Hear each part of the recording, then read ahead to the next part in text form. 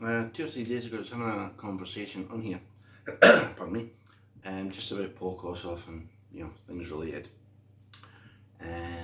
The fabulous Voicings, you can't get away from that, and what's doubly unavoidable is Paul Kossoff's Vibrato.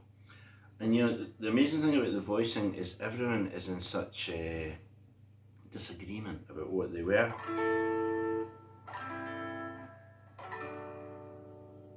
Is it that? Or is the A chord there? Right, you get the C chord, and then you get that chord, which is a D, but with the extension of the A note, like in Slade's Merry Christmas Everybody. But I really like that one there, right? Especially in the neck pickup, So you get the D chord, but you get the F sharp here. Right. The voicings and all right now that everyone gets up to high do about, arguing about, it's not a bun fight. If somebody thinks, I think it's that, we should be able to talk about it in a civilized manner without, you're wrong, dude, you know nothing, dude. We just don't need any of that. All right, now I'm not even going to go there because I've done it in different videos, and it's a sure way to start an argument in an empty room. Now, a couple of videos ago I was talking about the Steeler.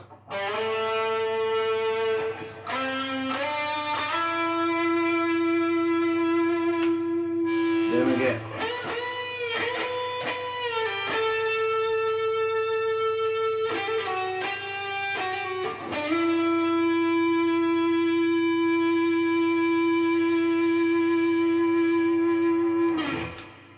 that to me is very elegant the way he played that. Starting on the A note, C D E, just let that one breathe. Then he bends the tonic.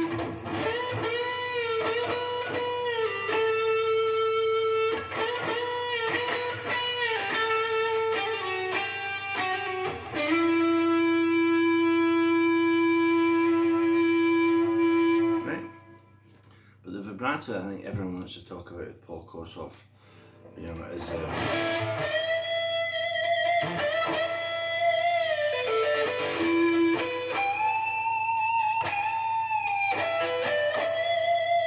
that kind of vibrato in the bends, right? And I think what's really interesting is that the vibrato is not always the same. Sometimes there's I don't know if it's conventional because it's fantastic. So you bend it up, it goes up and down. I'm trying to do that slowly to demonstrate. But sometimes it just goes up and it sits there. And then it gets a shake. But sometimes it's from the start.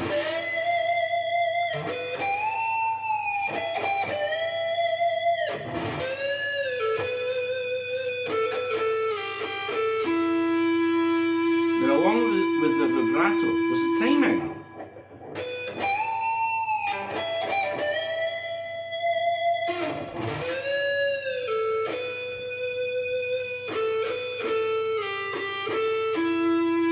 And then Paul finishes off that solo.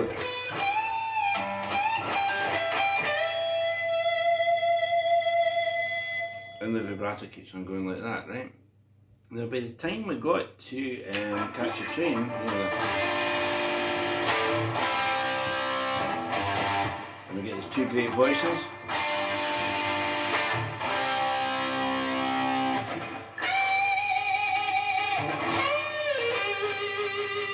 It's far more like.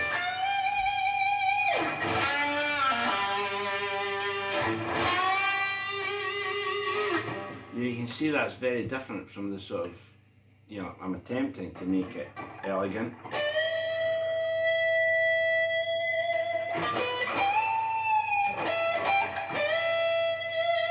That one too.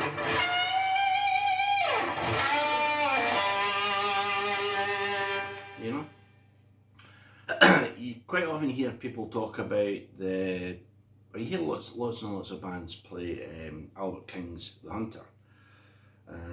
Again, you know, I'm not saying, you know, that's wrong, this is right, whatever, you know. As I said with the Voicings, you know, you can start a fight in an empty room, and you know, we just don't need that. We just don't need, you know, dude, you got that wrong, dude, you suck. You know, we can do without all that stuff. In The Hunter, because it's got a fairly basic or simplistic, you know, the whole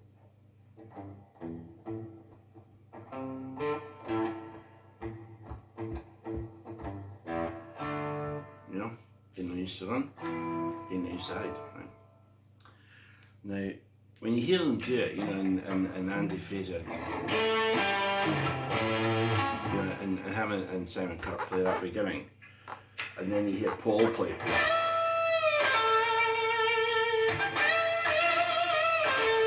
But then he plays,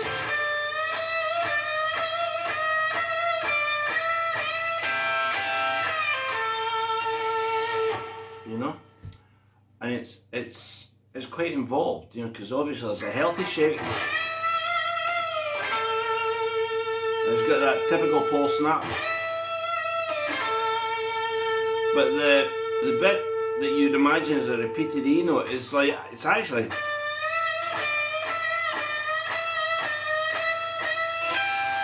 and then the double stop.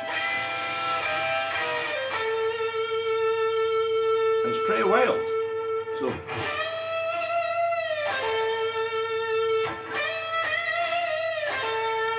then the push.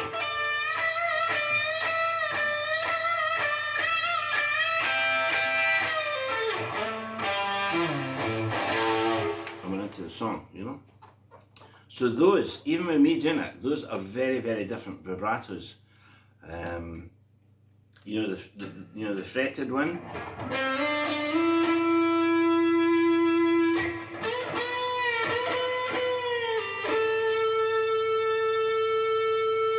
That just sings to me, you know. When you hear those records, and Paul catches the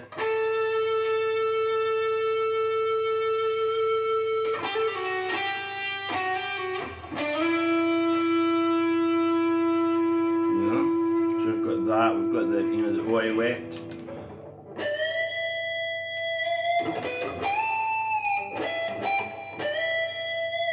And this timing.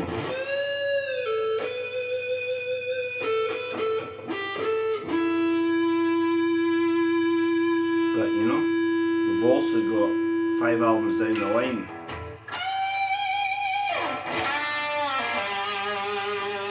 And Catch a Train, you know. I think the one thing we can all agree on is that it's, you know, it's pretty much all fantastic, and you know, who would have thought 50 years ago, you know, we'd still, well, 55 years ago to be fair, we'd still be listening to these records, but we still are. And as long as people like, you know, soulful guitar music, they're going to listen to Paul Kossoff.